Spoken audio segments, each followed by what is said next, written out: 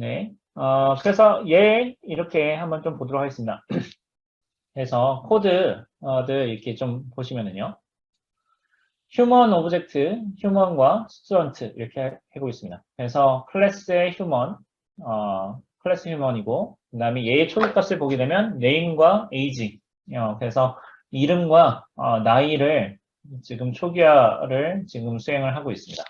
그 다음에 이름을 반환해 주는 것, get name 이렇게 이름을 반환을 해주고 있습니다. 자, 스튜던트 같은 경우에 이 스튜던트 클래스를 보게 되면요. 휴먼 클래스로부터 상속을 받아서 지금 처리를 하고 있습니다. 여기 보니까 이 휴먼에는 네임하고 에이지만 있었는데 지금 스튜던트 같은 경우에는 아이디를 더 받네요.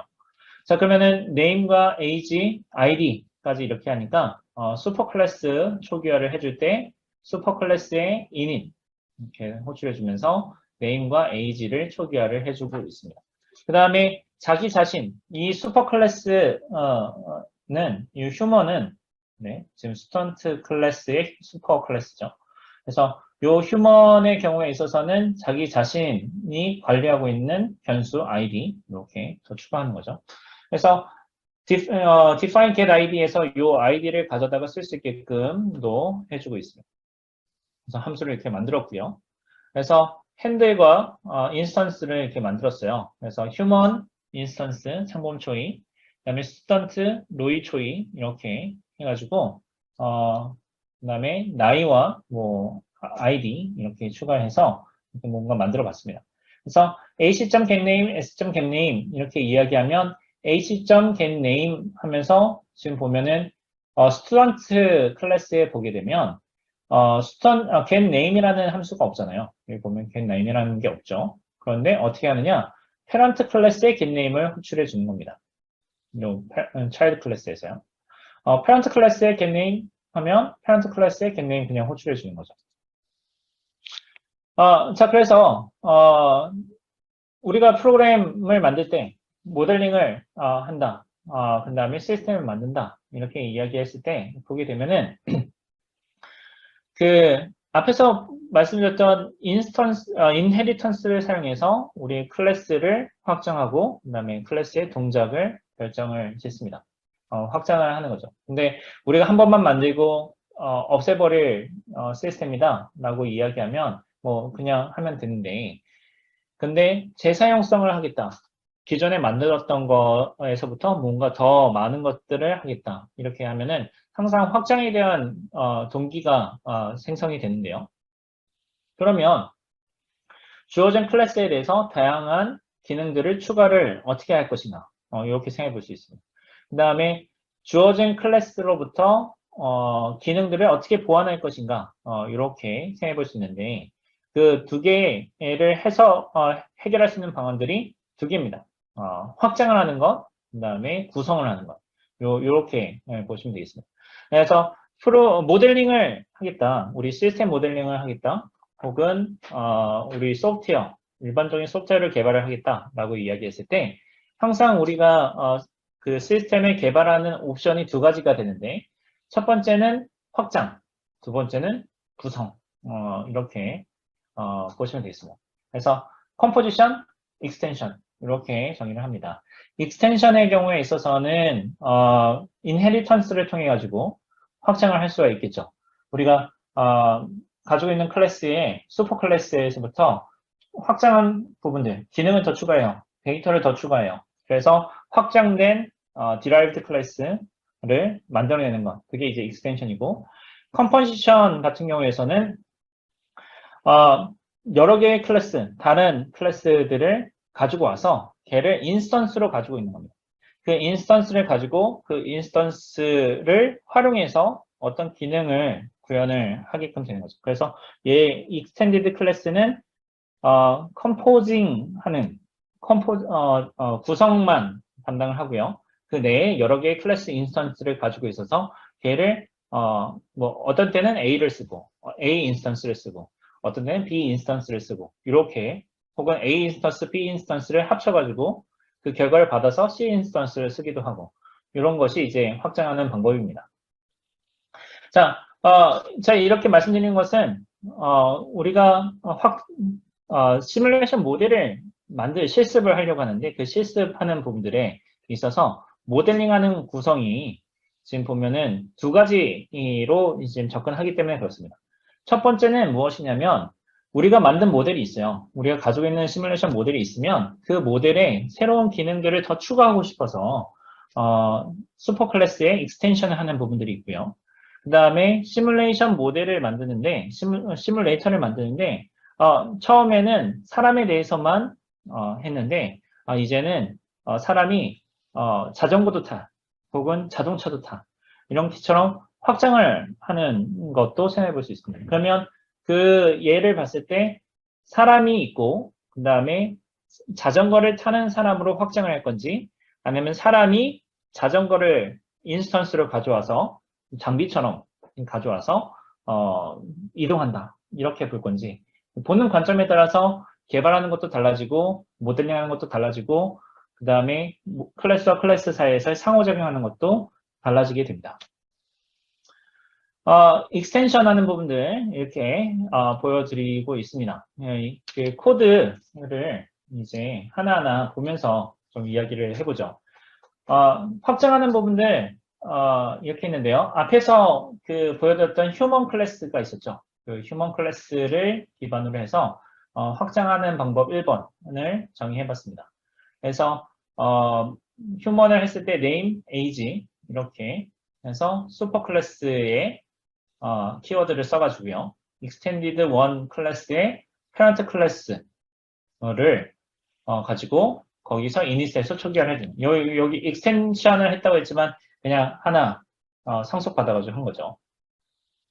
그 다음에 extend to 이렇게 보면은요 확장하는 부분들을 보게 되면 여기에다가 지금 보여드리는 것은 그 파이썬에서의 확장을 보여드리고 있습니다. 파이썬 랭귀지를 사용해서 확장을 할 때 요 세 가지를 사용하게 되는데 첫 번째는 그냥 바로 상속받는 경우 그 다음에 두 번째는 parent 클래스를 인스턴스 베리어블로 가지고 확장하는 경우 그 다음에 세 번째는 지금 보면은 아예 인스턴스를 생성하는 경우 뭐 이렇게 볼 수 있습니다.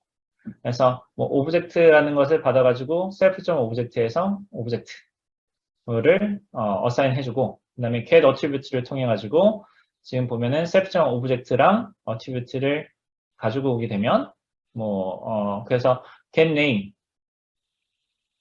이렇게 하게 되면은 요 self.name 하잖아요. 요 self.get name을 하게 되면 지금 보시면은 이 코드가 잘 이해가 안 되실 것 같은데요. 이렇게 해석을 하시면 됩니다. 요 get attribute라는 함수를 하게 되면 self.o 다시 말씀드리면요. 여기서부터 한번 보시죠. extend extend 1하고 extend 3 요 두 개부터 먼저 설명을 하겠습니다. extend 1은 보면은 상속을 받아서 그냥 확장을 한 거고요. extend 3는 지금 상속을 받는데 상속을 받지 않고 그다음에 인스턴스를 내부적으로 생성을 해서 확장하는 경우. 그래서 앞에서 설명드렸던 익스텐션 부분과 컴포지션 부분들이 있겠고 여기는 좀 애매한 파이썬의 기능을 활용해 가지고 쓰는 건데요. 여기서는 self.object를 가지고 와서 요 human object를 가지고 오는데 self.name을 가지고 오는 겁니다. 이게 이 오브젝트 안에 name이라는 attribute가 있다라고 가정을 하는 거죠. name이라는 가정을 하고 get attribute라는 여기서 보면 attribute를 가져온 거잖아요. self.name 하면은 self에서 정의되어 있는 name attribute 값을 반환해 주는 건데 지금 현재 extend to object의 self를 보게 되면 name이라는 attribute들이 없어요. 그죠? attribute들이 없죠. 근데 여기서의 그 attribute가 없으니까 어떻게 하느냐? 요 get attribute 요 함수를 호출하게 되는데 이 함수를 호출해 줄 때 get attr 요 함수를 통해 가지고 self.object랑 그다음에 attribute 요 두 개를 받아서 self.object를 찾는 거죠. 다시 extend2 같은 경우에 있어서는 self.name이 만약에 extend2의 클래스 베리어블이나 인스턴스 베리어블에 정의되어 있다고 한다면 바로 리턴을 해줄 겁니다. 근데 만약에 셀프에서 name을 찾을 수가 없으면 그러면 get attribute 함수를 통해 가지고 self.object에 정의되어 있는 name을 사용하겠다 라는 겁니다. 보게 되면은 코드 사용되는 것들을 보게 되면 아주 뭐 간단하게 extend1에서 그냥 attribute를 넣게 되고요. H 이렇게 하는데 human object를 외부에서 받아가지고 그 human object를 argument로 받은 다음에 얘를 사용하는 거고요. 그 다음에 extend3 같은 경우에 있어서도 지금 보면은 인터페이스는 똑같고 내부적으로 인스턴스를 가져다가 사용을 합니다. 그래서 이 세 개가 확장할 수 있는 방안 1번, 2번, 3번인데 그러면 요거는 그냥 참고하시면 되고 가장 범용적으로 많이 사용하는 방법이 1번과 3번이다. 이렇게 염두에 두고 가시면 되겠습니다. 자, 이제 본론인데요. 앞에서 했던 건 오브젝트 오리엔티드 모델링이고 그러면은 디스크리트 이벤트 시스템 스페시피케이션, 데스 포멀리즘으로 정의하고 있는 모델링이 어떻게 다른지, 그걸 어떻게 정의할 수 있는지를 설명해 드리도록 하겠습니다. 디스크리트 이벤트 시스템 포멀리즘 이렇게 이야기를 하게 되면은요, 수학적으로 어떻게 하면 모호함이 없이 모델링을 할 수 있을까? 해서 만들어지게 된 거고요. 이런 디스크 이벤트 모델링을 수학적으로 모델링을 할 때 컴플리트하게 해서 하나도 빠짐이 없이 해서 모델링을 하고요. 그 다음에 verifiable 해서 검증이 가능해야 되고 modifiable 수정 가능해야 되고 extendable 확장 가능할 수 있게끔 모델링을 할 수 있는 방법들이 필요하게 됐습니다. 그래서 그 버나드 지글러 박사님 이제 그 아직도 이제 은퇴하지 않으시고 1970년대에 이런 집합 이론 기반으로 모델링 방법을 만드셨고요. 그래서 구조적인 정보와 그 다음에 시간의 흐름에 따라서 그 다음에 인과관계들을 좀 더 수월하게 모델링할 수 있는 방법들을 제시를 했습니다. 그래서 System Theoretical Representation이라고 이야기하는데 이런 뎁스 포멀리즘은 다른 모델이나 다른 모델링 방법들하고 같이 상호작용할 수 있도록 또 그 기능들을 제공하고 있고요.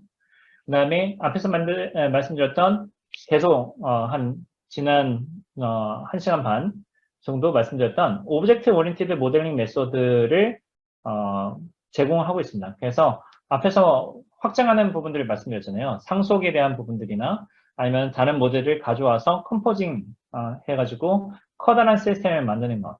그것들에 대한 기능도 제공을 하고 있습니다.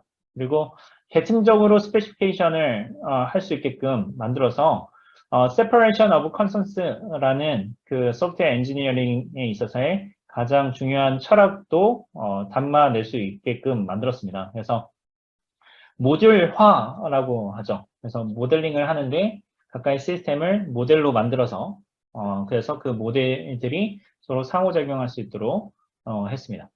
그래서 모델과 그다음에 모델 인터페이스를 구분 지어 가지고 그래서 그 인터페이스에 맞게끔만 연결만 해주면 그러면은 이 계층을 따라다니면서 시뮬레이션 알고리즘으로 시뮬레이션이 동작할 수 있도록 이런 개념들을 제공해 줬습니다.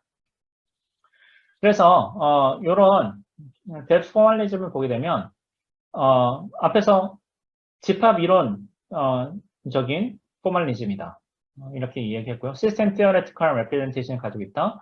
오브젝트 오리엔티드 모델링을 할 수 있게끔 되어 있다. 하이라키컬하고 모듈러한 스페시피케이션을 가지고 있다. 이렇게 말씀드렸는데 그 그림을 그리면 이렇게 그릴 수가 있습니다. 그러면 ABC라고 되어 있고요. 이게 이제 우리가 보는 관점에서 모델링하는 관점, 그 다음에 컴퓨터 시뮬레이션을 수행하는 관점에서의 이렇게 보게 되면 ABC를 모델링을 하는 거죠. 우리가 시스템 모델링하는 대상 자체가 ABC라고 한다면 얘를 모델링할 때 그러면은 모델링을 AB라는 시스템과 C라는 시스템으로 만들 수 있고요. 그걸 한 계층을 파고들었을 때 AB와 C로 구성되어 있다. 다음에 A, B를 덧하면 A와 B로 구성되어 있다. 이렇게 볼 수 있습니다. 그리고 여기에 있는 가까이 인터페이스들 있죠. 이 인터페이스들이 연결되어 있어서 최종적으로 시스템이 구성될 수 있게끔 하겠다라는 거고요. 그러면 그거를 구성할 때 구성 요소들을 볼 수 있잖아요. A와 B와 C, A, B와 C, A, B, C 이런 것들이 있는데 그러면 그 레이어에서 그 계층에서의 그 구성 요소들을 집합의 원소로 보겠다는 겁니다. 집합의 원소와 그다음에 그 해당 계층에 있어서의 원소와 원소 사이에서의 관계들 있죠. 그 관계들을 어떤 펑션이나 그다음에 릴레이션으로 정의를 해서 시스템을 모델링 하겠다는 거고요. 그 다음에 각각의 그 엔티티들은 이제 오브젝트 오리엔티드 모델링 기법을 사용해서 위에 페런트 클래스의 정보들을 상속받는다든지 아니면 시뮬레이션 엔진에서의 그 컨트롤하는 부분들, 제어하는 부분, 시뮬레이션 알고리즘을 적용하는 부분들에 있어서는 오브젝트 오리엔티드에서의 다양성과 그 다음에 인헤리턴스 특징을 활용해서 시뮬레이션 엔진을 관리하겠다. 이렇게 되어 있고요. 그 다음에 separation of concerns 입장에서 지금 보게 되면은 내가 관심 있는 계층 말고 그 안에 더 복잡한 내용들 그것은 동케어하겠다. 그래서 뭐 다른 말로 information hiding이라고 이야기도 하는데요. 그래서 계층적이고 모듈러하게끔 스페시피케이션 관리하겠다라고 되어 있습니다. 그래서 모듈러하게 스페시피케이션을 관리하겠다라는 것은 결국은 요 틀 자체, 요 모델 자체를 이제 이야기할 때 넣었다 뺐다 할 수 있게끔 플러그인 했다, 플러그인을 뽑았다 이렇게 할 수 있게끔 만든 것이 이제 모듈러하다라고 이야기를 합니다. 그리고 여기에 각각의 ABC와 AB, C, 그리고 ABC 요 각각의 엔티티들을 관리해주는 시뮬레이션 알고리즘들도 개별적으로 이렇게 대응될 수 있도록 만들어 놓은 것이 이 뎁스 포멀리즘과 그다음에 그 포멀리즘을 실행시키는 시뮬레이션 알고리즘 이렇게 구성이 되어 있습니다. 그래서 얘를 이렇게 보게 되면은요, 결국은 non decomposable basic model 이렇게 이야기를 합니다. 아토믹 모델이라고 이야기하는데 더 이상 쪼갤 수 없는 가장 기본이 되는 모델을 아토믹 모델이다 이렇게 정의를 합니다. 그래서 우리가 지금 보게 되면 요 모델 있잖아요. 요 모델이 이제 아토믹 모델이고요. 요 모델을 보게 되면 X, S, Y 세 개의 셋과 네 개의 펑션으로 정의가 됩니다. 자, 여기서 보시면 제가 말씀드렸죠. 앞에서 제가 강의를 진행하면서 펑션은 1대1 대응이다. 그리고 onto다. 위로의 사상이다. 라고 말씀드렸는데 3개의 집합을 대상으로 해서 4개의 함수를 정의를 하는 겁니다. 그래서 x는 저희 보통 이야기할 때 input event set, 입력이라고 이렇게 보고요. y는 output event set 이렇게 해서 지금 보면은 그 출력 이벤트이고요. 그다음에 s는 스테이트입니다. 상태입니다. 그리고 얘를 조금 더 타임드 스테이트를 정의할 때는 q라고 이야기하기도 하는데요. s와 t의 카테시안 프로덕트. 그래서 여기 조건 제시법으로 지금 정의를 했죠. 그래서 s인데 E는 elapse time이라고 정의를 하고요. 그래서 state s를 원소로 가지고 elapse time은 time advance function이라고 하는 이 펑션을 활용해서 시간은 머무를 수 있는 시간의 기술을 해주고 있습니다. 수학적 노테이션으로 표현하고 있는데 얘를 여러분들께서 연구를 하시거나 아니면 개발을 할 때 이런 논문들을 많이 보실 수 있게끔 될 텐데요. 이 논문들을 보실 때 노테이션 보고 겁먹으면 안 됩니다. 예, 겁먹으면 안 되고요. 이거 그냥 아주 쉬운 거예요. 그냥 받아들이고 해석을 하면 됩니다. 말로 이렇게 설명하려는 거를 이제 수식으로 표현하면 간결해지고 그다음에 모호함이 없어지기 때문에 이렇게 수식으로 표현하는 거죠. 조건 제시법 이렇게 보게 되면 이 조건에 부합하는 모든 원소들을 집합으로 가진 거죠. 그러면 얘를 하는 게 S가 요 앞에 s는 이 다음 조건 s가 스몰 s가 캐피탈 S에 속해 있는 원소다. 이거죠. 그래서 요 S에서부터 다 껴 넣는 거고요. 그 다음에 E는 elapsed time인데 0에서부터 시작해서 TA는 나중에 설명할 겁니다. 그래서 S가 머무를 수 있는 시간, 상한 혹은 데드라인이라고 보시면 되겠어요. 그래서 이 E는 0부터 데드라인 사이에서의 시간. 그래서 요 Q라는 것 자체는 카운터블한데 인피니트한 스테이트가 되겠죠. 그래서 왜냐면 요 TA라는 시간이 리얼이면 이제 uncountable 음? 아니죠. 네네 무한대 인피니트 하니까 네, 요 S를 통해 가지고 네 리얼이니까 uncountable 하긴 한데 네 이거는 제가 다시 한번 좀 생각해 봐야 될 것 같아요. 그래서 timed state로 표현을 할 수가 있습니다. 그래서 constraint 제한 조건인데 internal transition, external transition, output function, TA 요 네 개의 펑션으로 시스템을 정의하는데요. 앞에서 되게 복잡하게 지금 여기서는 되게 복잡하고 이해하기 어려운 수식들이 이렇게 있지만 실제로는 말하고자 하는 내용은 간단합니다. 먼저 external transition을 먼저 설명을 하면은요. 이 external transition을 보게 되면 Q에서부터 지금 현재 상태, elapsed time이 어떻게 되는지 생각하지 말죠. 생각하지 않고 그냥 Q라는 것을 기준으로 했을 때 X 입력을 받으면 그러면은 external transition으로 Q로 넘어가는 거예요. next event time으로 넘어가게 됩니다. 자, 그러면 요게 Q 현재 상태를 바탕으로 해서 X 이벤트를 받았으면 그러면 그 이벤트를 기준해서 다음 스테이트가 어떻게 되느냐 이렇게 넘어가는 거죠. 그게 이제 external transition 펑션이고요. internal transition 펑션은 뭐냐면 저희 강의 맨 처음에서 말씀드렸던 게 입력이 없이 무입력 이벤트에서 동작하는 상태를 변화시키는 방법. 그게 이제 요 인터넷 트랜지션입니다. 그래서 Q에서부터 Q로 넘어갔어요. Q에서부터 Q로 넘어갔어요. 자, 그러면은 이벤트가 없이 상태가 변화된 거잖아요. 그러면 이렇게 보시죠.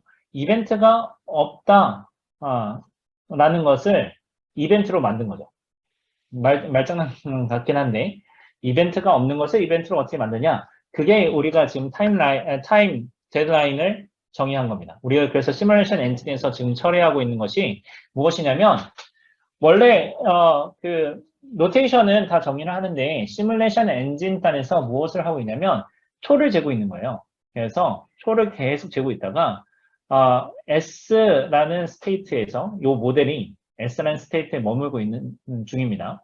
그러면 S라는 스테이트에서 계속 초를 재고 있어요. 초를 재고 있어서 초를 재고 있는 동안에 외부에서 입력이 왔다. 그러면 external transition을 하게 됩니다. 그래서 외부에서 입력이 왔으니까 상태를 변화시킨 거예요.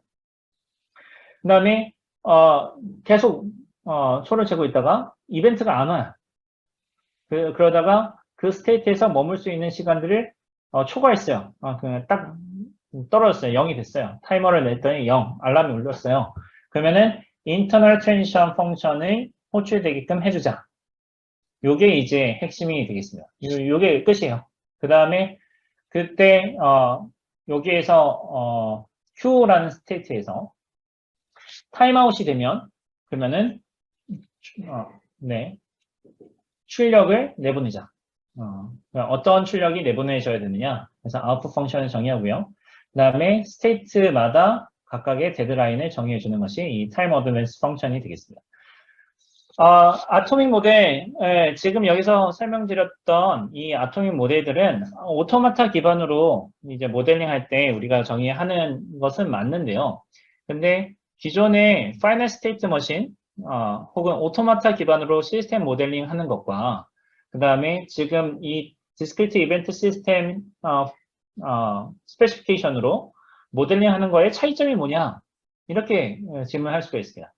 자, 그러면 저희가 보게 되면 그 파이널 스테이트 머신으로 사용해서 모델링을 하는 경우에 하고 디스크리트 이벤트 시스템에서 모델링하는 거에 차이점을 생각해야 되는데요. 지금 말씀드리는 이 내용은 거의 대학원 수업 내용이어서 아주 간단하게만 말씀드리면 파이널 스테이트 머신을 사용해서 그래서 오토마타 혹은 그 인피니트 비헤이비어를 표현하는 부치 오토마타라는 것이 있습니다. 보통 그 소프트웨어 베리피케이션에서 많이 사용하고 있는 소프트웨어 모델 체킹에서 사용하고 있는 그 오토마타 기반인데요. 걔는 스테이트가 무한대입니다. 무한대. 무엇이냐면 시간에 대한 표현도 전부 다 해줘야 돼요. 왜냐면 거기서는 시뮬레이션 알고리즘이라는 개념이 없고 노테이션만 가지고 그다음에 그 로직을 사용해서 시스템을 표현하다 보니까 걔는 0초일 때 시스템 상태, 1초일 때 시스템 상태, 1.5초일 때 시스템 상태 이 모든 상태들을 전부 다 기술해주고 그 다음에 이벤트에 따라서 스테이트 트랜지션을 하고 있습니다. 그러니까 스테이트가 폭발하는 거죠.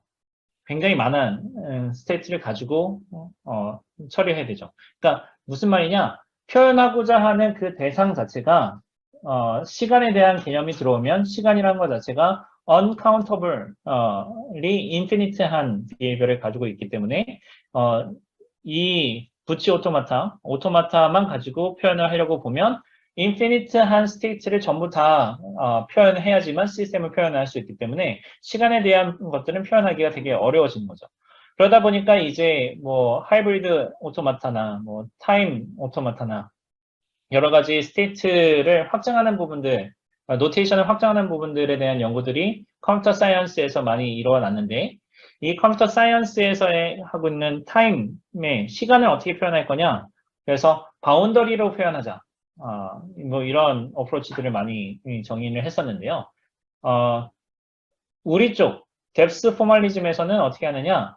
시뮬레이션 알고리즘에서 uncountably infinite한 비헤이비어는 시뮬레이션 알고리즘에서 다 처리를 하고 그리고 그거를 시뮬레이션 엔진에서 처리하게끔 다 넘기고요. 그 다음에 그거에 대한 표현에 대한 부분들 있죠. 시간에 대한 데드라인만 노테이션으로 가지고 오게 되면서 여기에서 표현을 모델링을 좀 더 수월하게 한 거죠. 그래서 실제로 디스크리트한 비헤이비어만 표현을 할 수 있게끔 해준 겁니다. 그래서 요 시간을 디스크리트하게 요 데드라인만 명시해 해주고 요 데드라인에 도착했냐, 도착했다, 도착하지 않았다 이렇게 두 개로 나눠준 겁니다. 그래서 이벤트가 발생했다. 이벤트가 발생하게 되면 그러면은 뭔가 동작을 수행해 주는데 무입력 어떤 특정한 시간 동안 이벤트가 없었다. 라는 이벤트를 시뮬레이션 알고리즘이 시뮬레이션 엔진이죠. 시뮬레이션 엔진에 있는 시뮬레이션 알고리즘이 계속 모니터링하고 있다가 트리거 해주는 거죠. 그래서 이 특정 시간 동안 이벤트가 없었어.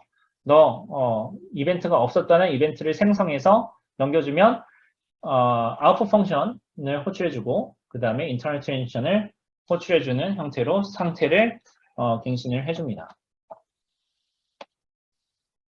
그 다음에 커플드 모델은 이제 계층적인 모델링을 하는 건데요. 그래서 시스템의 구조를 표현하는 걸로 계층적으로 모델링을 하게 됩니다. 그래서 보통은 이제 시스템의 서브 시스템, 그 부 시스템을 가지고 앞에서 시스템을 확장하는 방법이 두 가지라고 말씀드렸었죠. 그래서 첫 번째는 확장하는 부분. 그 기존에 있었던 거에서 내가 추가하고자 하는 부분을 추가해서 확장하는 게 있었고 그 다음에 다른 모델들 혹은 다른 클래스 인스턴스를 가져와서 확장하는 부분이 있다고 했는데 이 커플드 모델이 그 부분을 담당하고 있습니다. 그래서 보면은 다음과 같이 되어 있는데 여기 보시면은 그 커플드 모델에서 3셋, 3개의 상태 집합을 가지고 있고 for relation을 가지고 있으며 for relation과 룰 이렇게 있죠. 그래서 relation인데요. 보게 되면 relation은 조건이 완화된 거잖아요. relation에서 special case가 function이라고 했으니까 여기서를 보게 되면은 요 in이라고 되어 있는 것이 요게 지금 보면 in2에도 연결될 수가 있습니다. 그래서 하나가 1대1 대응을 푼 거예요. 1대1 대응이라는 컨스트렌트를 풀어가지고 지금 정의를 한 겁니다. 그래서 여기서 정의하는 것은 in과 in1 요 페어를 연결해서 external input coupled relation, 그 다음에 external output coupled relation, 요 내부적으로 internal coupling relation 이렇게 해주고 M1과 M2 사이에서의 동시에 이벤트가 발생을 하게 되면 누가 우선순위가 더 높은지 얘를 이제 선택해주는 순서를 구분해주는 그 펑션이죠. 펑션으로서 select 펑션을 정의를 하고 있습니다.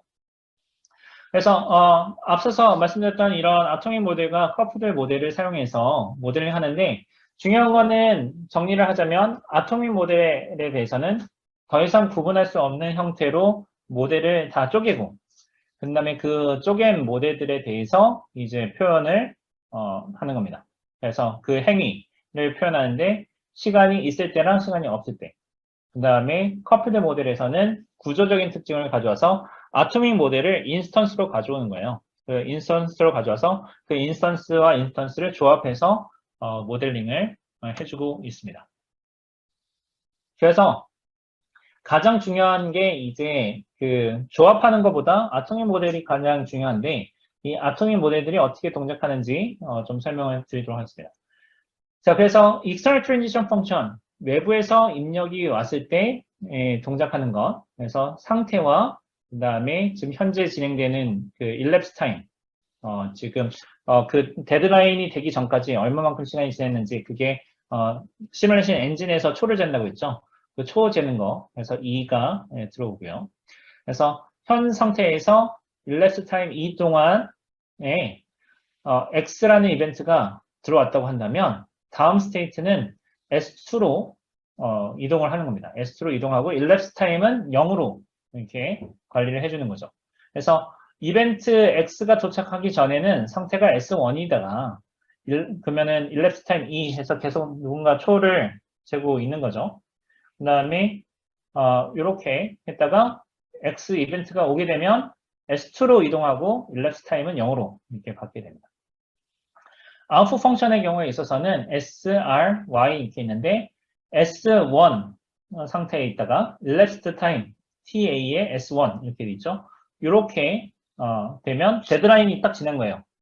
TA 타임 어드밴스 펑션에 S1을 아규먼트로 주면 그러면 S1일 때에 내가 최대한으로 있을 수 있는 타임 데드라인 수를 그 값을 리턴할 텐데 이렇게 해서 해줄 때 S1에서 S1에서 타임 데드라인이 돼서 트리거가 되는데 얘 아웃풋 펑션을 하게 되면은 Y만 나갑니다. Y. 그래서 상태는 변화되지 않고요. elapsed time도 변화되지 않습니다. 대신에 출력만 나간다. Y가 이렇게 있다. 이렇게 보면 되고요. 타임 어드밴스 펑션은 앞에서 했을 때 아웃풋 펑션이 호출된 다음에 죄송합니다. 타임 어드밴스 펑션은 데드라인을 기술해 주는 거죠. 그래서 어떤 상태 S가 주어졌을 때 그거에 대해서 머물 수 있는 데드라인을 가늠해 주는 것. 그래서 리턴 해줄 때 리얼 넘버로 이렇게 해줍니다. 그 다음에 만약에 이 스케줄드 타임이 무한되면 그러면은 스테이트가 변화되지 않고 무한대 대기하는 비헤이비어를 보일 수 있게끔 해주고 있습니다. 그 다음에 인터널 트랜지션 펑션의 경우에 있어서는 항상 아웃풋 펑션 다음에 인터널 트랜지션 펑션이 수행이 되는데요. 이게 시뮬레이션 알고리즘이에요. 그래서 항상 우리가 법칙 이렇게 하면 external transition 펑션이 오게 되면 상태가 변화되는데 elapsed time은 0으로 추가 된다. 그 다음에 internal transition 펑션은 항상 output 펑션 다음에 호출되는데 상태가 변화되지만 상태가 before는 타임 데드라인이 딱 임박해 있는 거고 그 다음에 상태가 변화되면서 elapsed time은 0으로 초기화된다. 이렇게 보시면 되겠습니다. 지금 보여드리는 예제는 제가 국제 컨퍼런스에서 발표한 내용이고요. 이 국제 컨퍼런스에서 무엇을 했었냐면, 그 도시 설계 쪽으로 지금 요거를 한번 해본 겁니다. 지금 보면은 자원 재순환에 대한 부분들, 쓰레기 처리에 대한 부분들, 그러니까 생활 쓰레기를 어떻게 관리할 것이냐. 그래서 시뮬레이션 모델을 바탕으로 해서 다양하게 실험할 수 있는 환경에 대해서 시뮬레이션 관련된 것들을 이렇게 했고요. 지금 보게 되면은 도시화가 지금 전 세계적으로 지금 일어나고 있습니다. 그래서 이제 도시화가 급격하게 발전되면서 이제 우리 도심 쪽에 많은 문제들이 발생하게끔 되는데 결국은 사람들이 몰리게 되니까 그다음에 그거에 따라서 쓰레기 총량도 늘어나게 되고요. 그다음에 그 쓰레기로 인해 가지고 발생하는 문제들이 그리고 혹은 사람들의 생활 수준이나 만족도들이 많은 영향들을 미치게 됐습니다. 그래서 도심에서의 쓰레기 관리 시스템을 어떻게 관리하고 그다음에 거주자들의 만족도하고 같이 연관해서 이 문제를 풀 수 있을까? 문제를 정의하고 문제를 푸는 것을 어떻게 할 수 있을까? 이렇게 해서 만든 게 이 내용입니다. 그래서 지금 보면은 거의 그 전 세계의 68%가 다 도시에서 산다고 했으니까 여러분들도 많이 경험해보는 문제가 될 겁니다. 그런데 문제는 이런 겁니다. 우리가 지금 보게 되면은 평균적으로 이게 지금 보면은 저희가 프로블럼 스테이트먼트들인데요.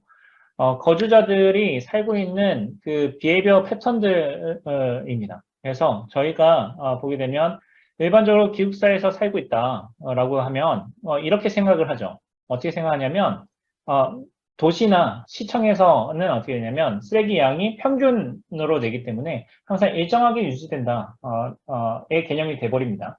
그러니까 시청에서 혹은 뭐 구청이나 이런 데서 예산을 짜고 계획을 짤 때 어떻게 하냐면 1년 동안 발생한 쓰레기 총량을 가지고 이야기를 하기 때문에 1년 동안 발생한 쓰레기의 총량이 나오고 그 다음에 그거에 따라서 12개월 나누면 그러면 대략 한 달에 얼마 쓰레기를 처리하게 된다라는 게 나오죠. 그렇게 되면 어떤 효과가 나타나느냐? 쓰레기 생산이라는 것을 이렇게 축으로 놓고 시간 이렇게 딱 보는데 이거는 지금 기숙사에 대한 거거든요. 기숙사를 보게 되면 쓰레기 양이 평균화되기 때문에 이런 형태로 스케줄링을 할 수밖에 없습니다. 그냥 항상 한 40 정도 정량적으로 뭐 얘기하기는 좀 어렵겠지만 뭐 40kg이다. 뭐 예를 들면 그렇게 되면 40톤 정도 되려나요? 뭐 이렇게 해서 매달 이렇게 나온다. 이렇게 정의할 수가 있을 텐데 문제는 무엇이냐면 실제로는 그렇게 그런 패턴을 보이지 않는다라는 얘기입니다. 기숙사만 가지고 예를 본다고 하면 이런 비हे비어를 보이거든요. 방학 중에는 학생이 없기 때문에 쓰레기의 총량이 되게 적어요. 쓰레기 발생하는 양이 적다가 학기가 딱 시작하는 순간에 사람들이 외부에서 오고 그다음에 새로운 물건을 사고 택배를 시켜가지고 물건들을 막 사기 때문에 쓰레기 양이 피크를 치죠. 팍 치고요. 그 다음에 학기 중에는 사람이 계속 생활하니까 생활 쓰레기가 또 나타나게 되고요. 그 다음에 이제 그 학예 방학이 딱 시작되는 순간에는 어떻게 되나요? 그러면은 이제 기숙사에서 나오니까 쓰레기를 다 버리고 자기 가지고 있던 짐들을 다 버리고 짐을 줄여야 더 좋은 거잖아요. 그러니까 쓰레기 막 버리니까 그때 또 피크를 딱 치게 됩니다. 그래서 평균적으로는 한 40, 50 정도로 유지돼서 되는 거지만 근데 실제로는 이런 타임리 비헤이비어들이 발생을 하기 때문에 그러면은 이제 저희가 정책을 결정하는 사람의 입장에서는 이런 비헤이비어를 고려하지 않고 스케줄링 하게 되면 지금 보면 피크를 치는 시점에서는 사람이 모자르게 되는 거고요. 피크를 치지 않는 시점에서는 사람이 노는 거죠. 그러니까 그래서 항상 욕을 먹는 문제가 발생을 하게 됩니다. 그래서 이런 부분들을 조금 더 지능적으로 해결할 수 있게끔 해줄 수는 없을까? 이런 건데 그 좀 좀 보도록 하겠습니다. 그래서 우리가 보고자 하는 시스템의 컨스트렌트들, 제약 조건들, 가정 사항들을 이렇게 좀 봤었는데요. 모든 빌딩에는 쓰레기통이 있고 그 다음에 그 쓰레기를 임시적으로 저장할 수 있는 공간이 있다. 그리고 그 다음에 거주자들은 자기 자신의 그 고유한 스케줄이 있어서 퇴근을 한다. 아주 되게 일반적인 가정들이죠. 그 다음에 거주자들은 매일 쓰레기를 버리는데 언제 버리느냐? 자기가 출근할 때 버린다. 그러니까 집에서 나올 때 버린다. 이렇게 가정을 했습니다. 쓰레기를 그 회사에서나 아니면은 뭐 편의점에서 뭐 먹다가 그 들고 와서 쓰레기를 버릴 수도 있지만 일반적으로 이게 아침마다 출근할 때 버린다. 들어왔다가 밤에 이렇게 버리는 경우는 없다. 이렇게 생각했습니다. 그다음에 만족도 레벨은 어떻게 했냐면 쓰레기를 버리는 그 시점에 쓰레기통이 가득 차 있으면 쓰레기 버리는 게 되게 어렵잖아요. 그러니까 그때 그 쓰레기를 내가 아무 생각 없이 버릴 수 있으면은 만족도에 영향을 미치지 않는다. 대신에 쓰레기를 버리는 그 시점에 쓰레기통이 가득 차 있다. 그래서 더 이상 못 버린다. 라고 하면은 이 만족도가 떨어진다. 라고 이야기를 했습니다. 일종의 게임 만드는 심시티나 뭐 심즈 같은 게임을 만드는 거죠. 그리고 어느 특정한 수준 이상으로 쓰레기가 누적되어 있으면 이제 그 시청이나 구청에 이제 그 컴플레인을 보낸다. 이렇게. 그러니까 더 이상 참을 수 없으면은 이제 그 게시판에다 글을 남기는 거죠. 그런 다음에 단독 가구다. 이렇게 가정을 했습니다. 나중에 시뮬레이션 모델을 개발하면서 이 가정들을 좀 몇 개는 풀었는데요. 이런 가정을 해가지고 시뮬레이션 모델들을 한번 만들어 봤습니다. 근데 이거를 만들 때 어떻게 만드느냐, 어떻게 만들었느냐, 저희 이 강의 맨 처음에 시작하면서 제가 말씀드렸던 것이, 대상 시스템을 모델링하고, 그 다음에 시뮬레이션 하기 위해서, 모니터링 한다, 이렇게 말씀드렸습니다. 모니터링 한다, 근데 저희가 지금 보면은 이런 쓰레기 버리고, 쓰레기를 수거하고, 그 다음에 쓰레기 정책 결정하는 이런 부분들이 있었잖아요. 이런 부분들을 저희가 다 모니터링을 할 수가 없잖아요. 그래서 이게 이제 정부의 그 공식 문서들 혹은 갤럽에서의 그냥 그 서베이한 자료들을 가지고 와봤습니다. 그래서 2013년도 자료인데 기상 시간별로 여기 보면 남성, 여성 그리고 연령별 그 다음에 직업별 로 지금 몇 시에 출근하느냐 그 다음에 지금 보면은 그 지금 월별 응답자별 특성에 대한 데이터들을 전부 다 가져온 거죠. 그래서 이 데이터를 바탕으로 해서 저희가 시뮬레이션 모델을 만들었습니다. 그래서 각각의 에이전트들을 이렇게 할 때, 그러면은 에이전트를 만들었는데 그 에이전트가 이제 워커라는 에이전트를 만들고, 그다음에 얘를 스페셜라이즈 앞에서 말씀드렸던 스페셜라이즈로 해서 농업, 자영업, 블루칼라, 가정주부, 학생 이런 형태로 이 이야기를 한 거죠. 더 확장을 시킨 거죠. 그 다음에 이제 얘를 모델링을 했을 때 그 환경에 대한 모델링을 해줘야 되잖아요. 쓰레기를 얼마나 수거해 가는가, 얼마나 주기적으로 수거하는가, 쓰레기를 수거하는 시간은 어떤가, 그 다음에 그거에 대한 법칙들이 이렇게 있을 겁니다. 그런 것들이 이제 2020년도에 과업지시서, 공동주택 생활 폐기물 소집 운반 대행 용역 과업지시서를 바탕으로 해서 이 데이터들을 뽑아냈습니다. 그래서 이런 것이 이제 우리가 모델링하기 위한 기초 자료가 되는 거죠. 이 기초 자료를 사용해서 모델링을 했는데 우리가 모델링을 한 대상들은 그 포항시에 있는 장량동이라는 곳을 모델링을 했습니다. 그래서 지금 보게 되면은 이 포항시는 요 장령동 각각의 구역을 한 7개의 구역을 나눠가지고 그래서 쓰레기 처리 용역 업체들을 고용해서 이제 이걸 맡겼는데 살아가는 패턴에 따라 가지고 지금 보면은 그래서 이 리포트들 그러니까 그 생활 패턴들을 유추해낸 거죠. 리포트를 보통 가져와서 모델링 했는데 저희가 이제 맨 처음에 이런 모델링을 했을 때 이렇게 보면은 지금 포항 이 온천도 있고요. 그다음에 여기 그 주위에 보면은 이쪽에 대학교가 이렇게 있고 요 위에도 대학교가 이렇게 있습니다. 그래서 여기 이쪽에 원룸촌이 많이 형성돼 있고 여기에는 아파트 단지들이 이렇게 좀 있는데 저희가 모델링한 것은 장령동에서의 원룸촌을 좀 모델링을 해봤어요.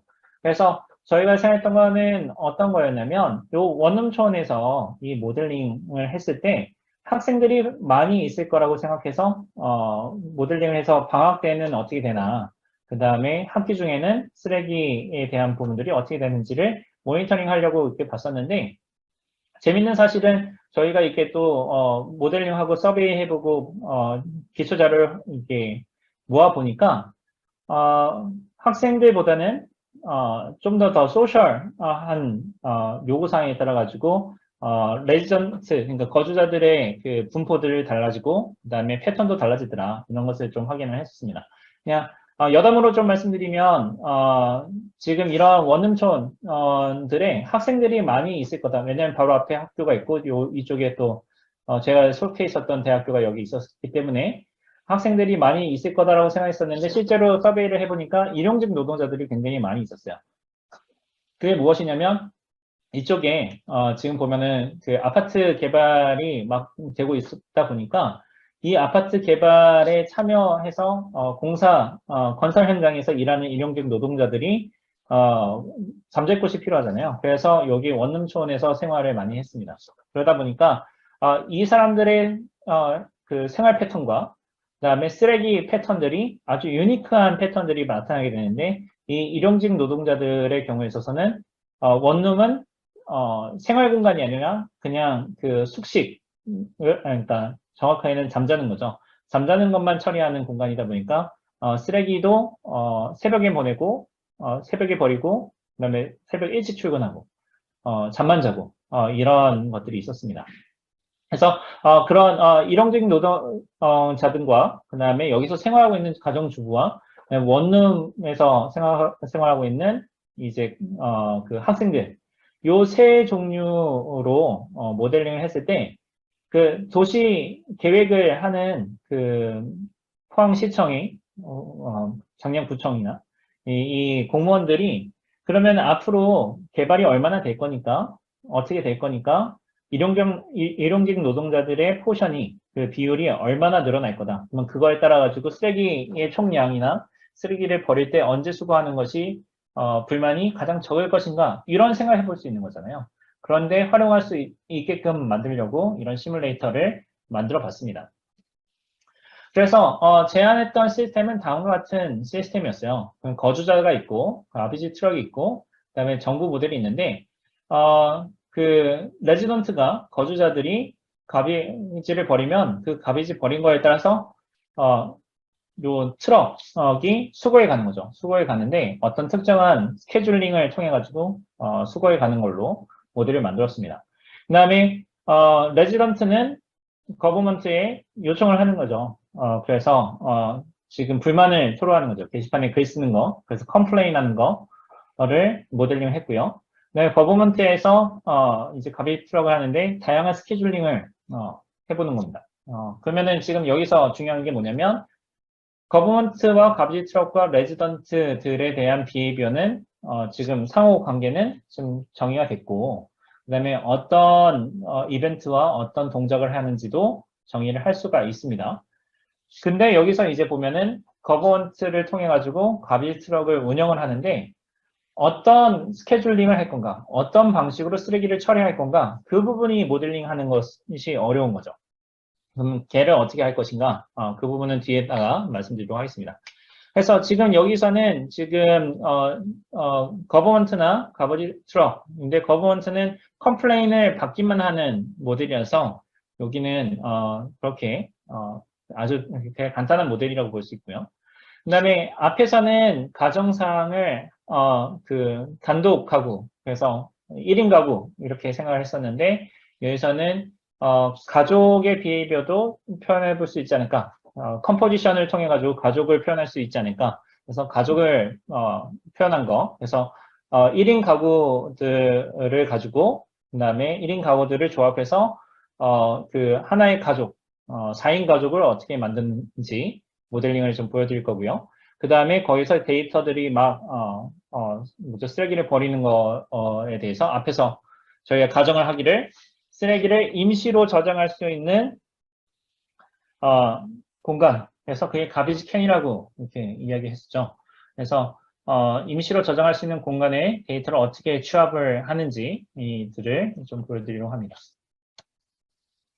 자, 제안한 시스템을 좀 더 구체적으로 정리를 했는데 여기서 보면은 UI를 이렇게 만들었어요. UI를 만들어서 사용자의 인풋 시나리오를 유저 인터페이스를 통해 가지고 만들었습니다. 여기서 만들었을 때 config.python 파일을 생성해서 이 config.python 파일을 통해 가지고 이 각각의 모델을 생성할 수 있도록 했습니다.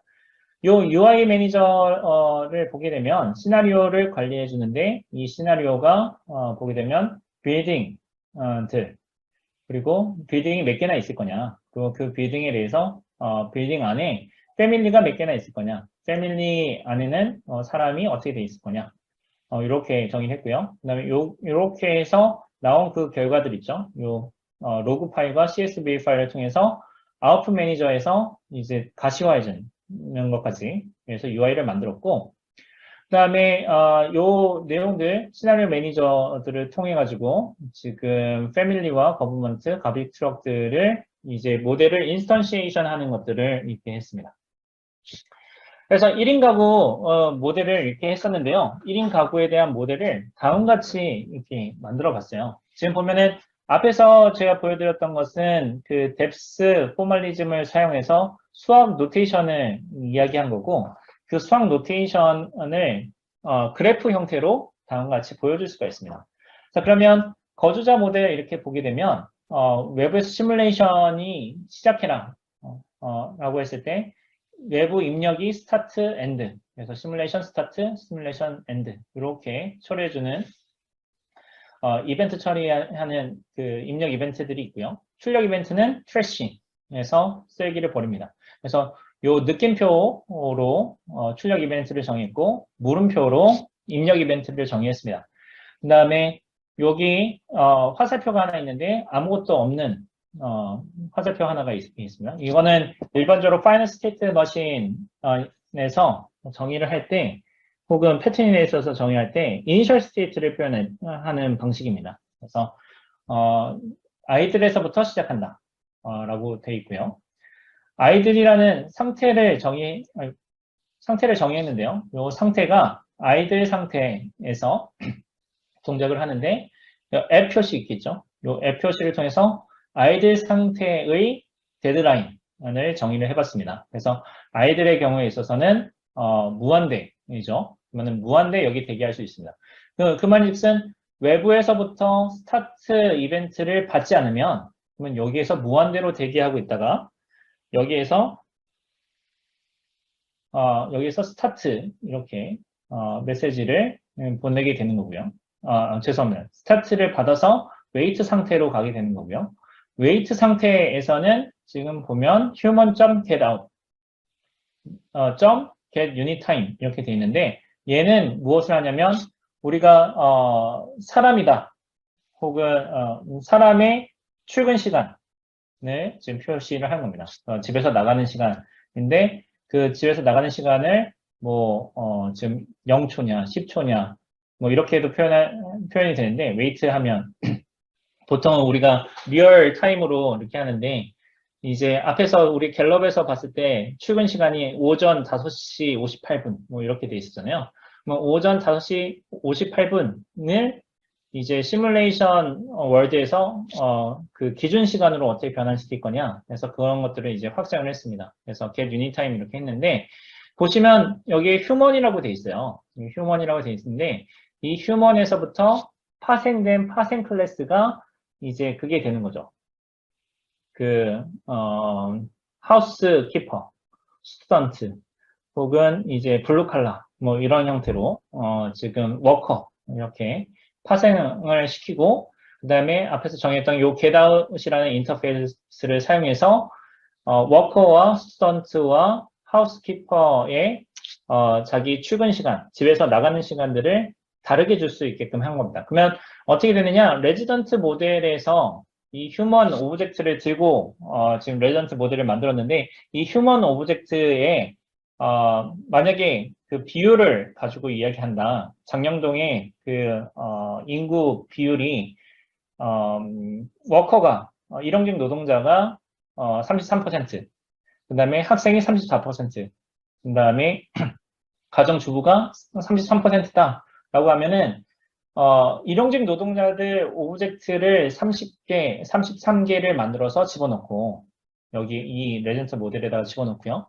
그 다음에 스튜던트 모델을 만들어서 집어넣고 그 다음에 하우스키퍼 모델을 만들어서 집어넣기만 하면 이 모델은 그대로 사용을 하면서 재사용하면서 모든 것을 동작할 수 있게끔 만든 거죠. 자, 그리고 여기에서 보면 요 유닛 타임을 통해서 트래시에서 나갈 때 요 쓰레기를 버린다고 했으니까 요 트래시 이벤트를 이제 보낸 거고요. 그 다음에 시뮬레이션 종료 이벤트를 받으면 엔드 이벤트를 받으면 아이들로 돌아가서 무한대로 대기하게끔 만든 겁니다. 그러면 요 웨이트 상태에서 나가는 시간들을 시뮬레이션 월드 상에서의 기준 시간으로 변경해가지고 요거 관리만 해주면 1인 가구에 대해서 모델링 할 수 있는 거죠. 되게 아주 간단하잖아요. 그러면은 출근하는 시간을 고정적으로 해서 쓰레기 버리는 거, 출근 시간대에 쓰레기를 버린다라는 것만 모델링 한 겁니다. 그러니까 원래대로 하면 이 레전트 모델 자체가 되게 아주 복잡한 다이나믹스가 있잖아요. 출근했다가 나갔다가 쓰레기 안 버렸네 다시 들어왔다가 버릴 수도 있고 그러면은 되게 여러 가지 가치가 있을 수 있는데 그걸 다 추상화를 한 겁니다. 그래서 많은 종류별로 재사용할 수 있는 형태로 레전트 모델을 만든 거고요. 이 체크 모델의 경우에 있어서는 레전트가 쓰레기를 버리는 시점에 쓰레기통이 차 있냐 그러면은 그거를 체크하는 모델입니다. 그래서 지금 리퀘스트가 오면 그러면은 체크하고 체크 이벤트를 보내죠. 체크 이벤트에서 체크드 이벤트가 오게 되면은 리포트에서 거버먼트 리포트를 해주는. 그러면은 요 체크드 포트를 통해 가지고 쓰레기통이 찾느냐 안 찾느냐 이걸 확인하는 거죠. 다시 체크 모델의 경우에 있어서는 맨 처음에 트래시를 받습니다. 리퀘스트로 연결이 돼요. 그러면은 요 아이디 상태에서 트래시를 보내죠. 그러면은 체크를 하고 그 다음에 이벤트를 보냅니다. 그래서 아이디로 대기하고 있어요. 그러면 요 체크가 어디로 가느냐? 트래시 캔으로 갑니다. 트래시 캔으로 연결됩니다. 그래서 트래시 캔에서 확인을 하고 쓰레기 다 찼어. 너 못 버려. 라고 하면은 보면은 그걸 체크드 가서 리포트를 하면서 거버먼트로 보내고 만약에 쓰레기 버릴 수 있어 하면 여기서 거버먼트 리포트를 할 때 여기서는 그 네거티브한 거 안 보내고 그냥 뭐 널 메시지만 이렇게 보내가지고 이렇게 처리할 수 있게 되는 거죠. 그 다음에 패밀리 모델의 경우에 있어서는 저희가 어떻게 했었냐면 얘는 저희가 뭐 가족 모델링을 하게 되면 가족을 하게 되면 모든 사람들이 다 나가면서 버리는 게 아니라 보통 한 사람만 버리더라고요. 저희 집 같은 경우에는 제가 쓰레기를 버리는데 그러면은 가족들이 쓰레기를 전부 다 모아놨다가 한 사람이 나갈 때 대표해서 보낸다. 이렇게 모델링 했는데 그렇게 되는 거를 어떻게 했냐면 리시브 멤버 트래시 해서 얘한테 계속 보내다가 그래서 그 멤버 트래시 이벤트를 받으면 플러시에서 기존에 있었던 거 전부 다 버리는 그런 모델링을 수행을 했습니다. 거버넌트 모델은 아주 단순하게 리포트를 받으면은 그거를 처리해주는 모델로 이렇게 만들었고요. 가비지 캠 같은 경우에서는 보면은 이 쓰레기가 누구 쓰레기인지 어떤 가족이 보냈는지 혹은 어떤 사람이 보냈는지 확인하려고 이 포트들을 추가를 했었고요. 그 다음에 쓰레기통을 요 위에 두 개는 쓰레기를 버릴 때 밑에는 쓰레기를 통을 비울 때 이렇게 포트를 만들어 놓고 모델링을 했습니다. 그래서 보게 되면 체크 트래시 휴먼 아이디로 확인해서 프로세스 해가지고 처리해 주는 거. 그 다음에 트래시 from family도 여기 같이 묶여가지고 동작할 수 있게끔 해주고요. 리퀘스트 empty 이렇게 했으면 프로세스 트럭 해서 처리하게끔 했습니다. 그 다음에 가비지 레이트 그래서 비율 했을 때 아까 체크 모델에서 체크하는 부분들이 요 가비지 레이트에서 전달이 됩니다. 그래서 여기 보여주면 체크드하고 가비지 레이트하고 같이 연결되게끔 모델링을 했습니다. 가비지 트럭은 지금 보면 얘가 주기적으로 돌아가면서 이제 처리를 해주는데 이니셜 어프로치라는 걸 통해 가지고 차고지에서 빌딩까지 가는 데 걸리는 시간 그래서 처리를 해주고 그 다음에 리퀘스트하고 다시 어프로치 해서 다음 빌딩 가는 거 뭐 이런 것들을 2하고 0이라고 돼 있는데 요거는 지금 다르게 그 빌딩과 빌딩 사이에서 간격들을 모델링 하기 위해서 여기 변수들을 추가해서 처리할 수 있도록 해놨습니다. 자, 여기까지가 기본적으로 주요 시뮬레이션 모델들이고요. 그 다음에 그 상호작용하는 것들을 정의를 했고요. 그 다음에 그러면은 쓰레기 수거에 대한 부분들을 어떻게 모델링 할 건가? 이게 굉장히 어려운 문제이고 그 다음에 여기서의 아이디어들이 지금 필요하게 되는데요. 그래서 쓰레기 수거 전략을 다음과 같이 했습니다. 그래서 쓰레기 구청에서 쓰레기 레지던스 에리아로 거주 지역으로 쓰레기통을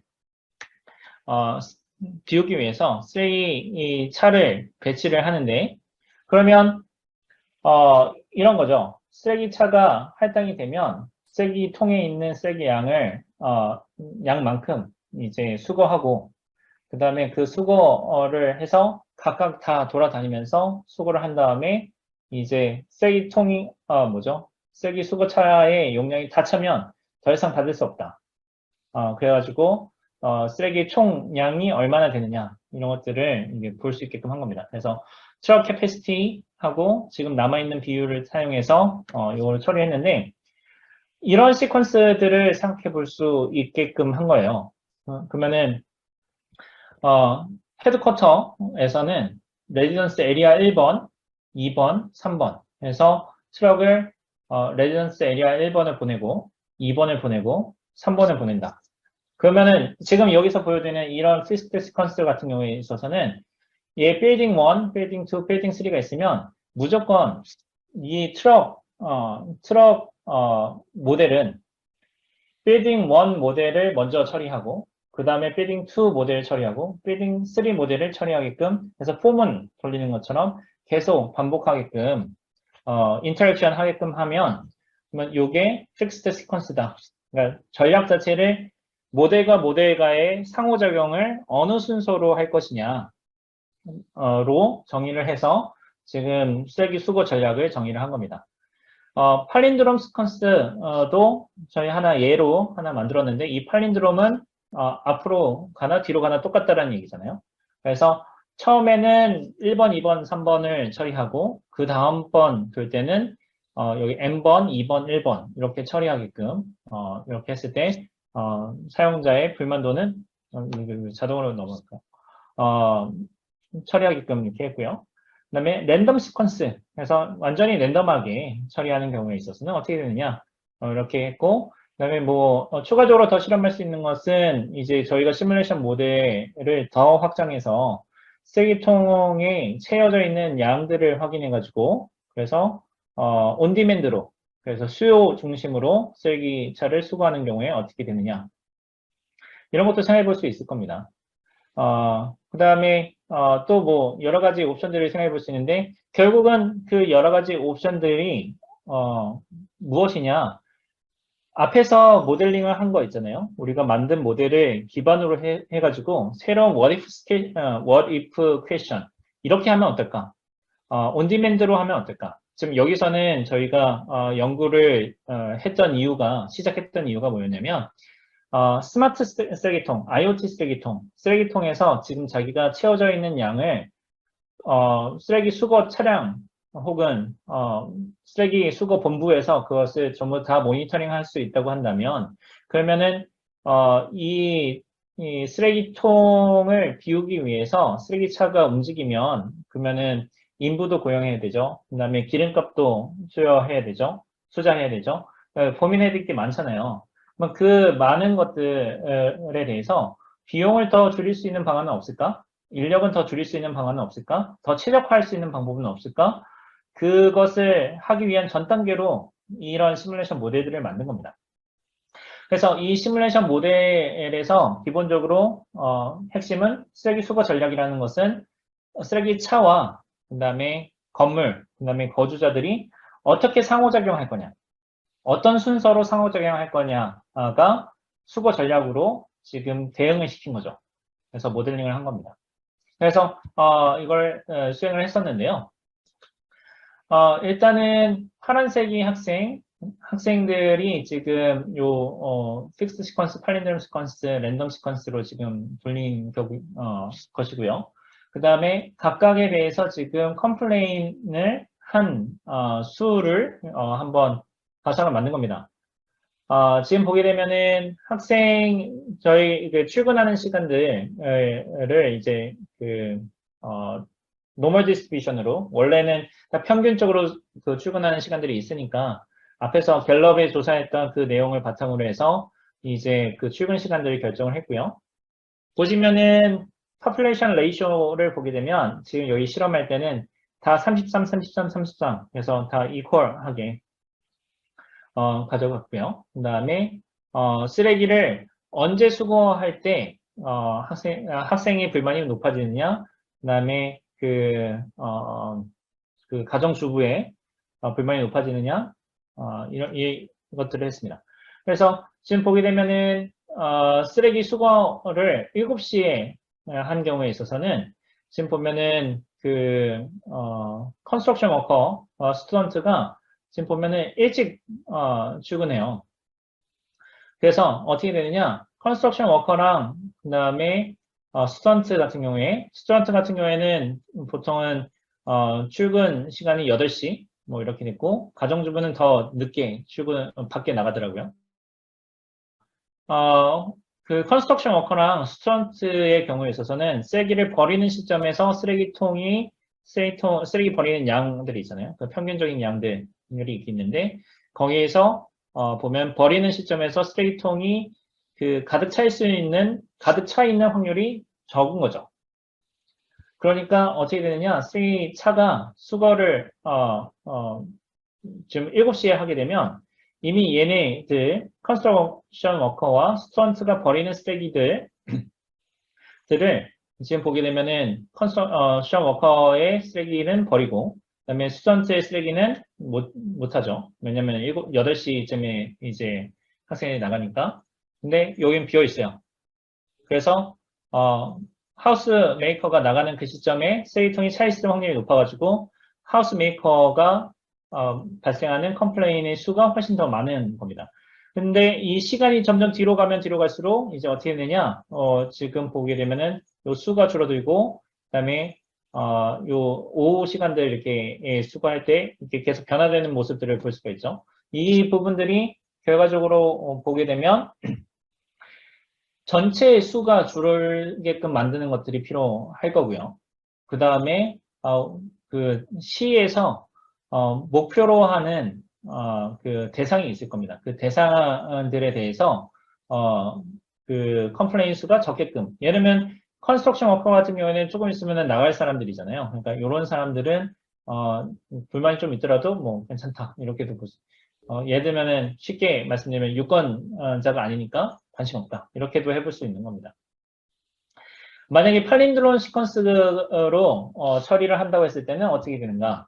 그 다음에 랜덤 시퀀스로 하는 경우에 어떻게 되는가? 이렇게들을 할 수 있는데 랜덤 시퀀스로 했을 때가 지금 보시면 우리가 일반적으로 랜덤 하게 되면은 성능이 항상 안 좋잖아요. 그러니까 이렇게 안 좋은 것들을 하기는 할 수 있었고요.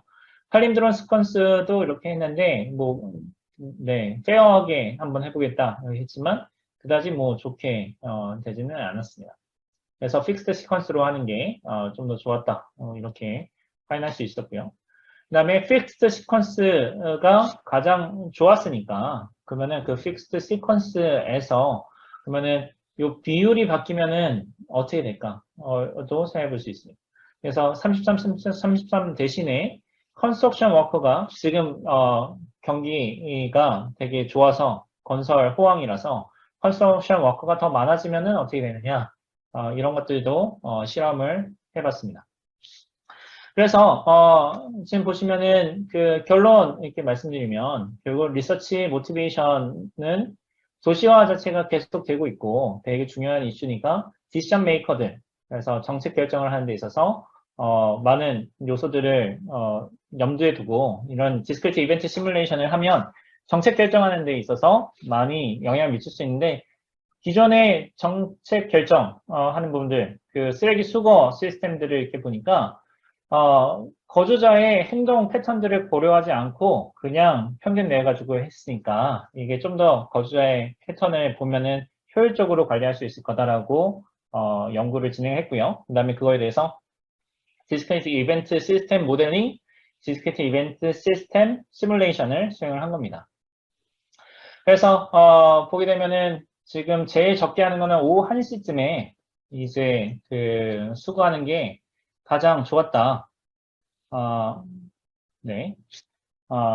를 확인할 수 있었고요. 그 다음에 그 시뮬레이션을 수행해 보니까 그 컴플레인 숫자 자체가 결국은 구성원들이 어떤 구성을 따느냐에 따라서 좀 다르고 그 다음에 수거하는 시간도 최적 시간을 만들 때 확인하는 것도 확인할 수가 있었습니다. 그래서 최적 시간이 어느 시점에 수거를 하느냐에 따라 가지고 컴플레인 수도 다를 수 있다. 라는 것도 했고요.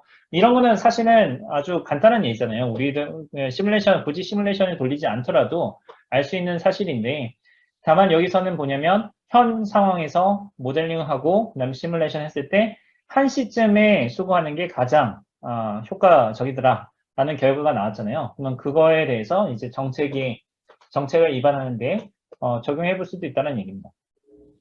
그래서 향후에 더 뭐 해본다고 한다면 더 큰 스케일로 지금 뭐 33, 33 이렇게 해가지고 한 100개 이렇게 100명 정도 대표해가지고 스몰 스케일로 해봤는데 실제 뭐 거주자 5만 명, 10만 명 이렇게 했을 때 어떻게 되느냐 이것도 확인해 볼 수 있을 거고 그 다음에 원룸촌 중심으로 이야기했는데 이 원룸촌으로 하지 않고 이제 더 큰 아파트 촌 하면 또 비례가 또 다를 거예요. 그러면 그런 경우에는 어떻게 되느냐? 그 다음에 또 하나는 지금은 갤럽이나 그다음에 과업지시서를 바탕으로 해서 모델링을 하고 시뮬레이션을 했는데 그러면 실제 사람들의 행동 패턴들에 대해서 어떻게 적용을 할 수 있을 것인가 것들을 고민해 볼 수 있을 겁니다.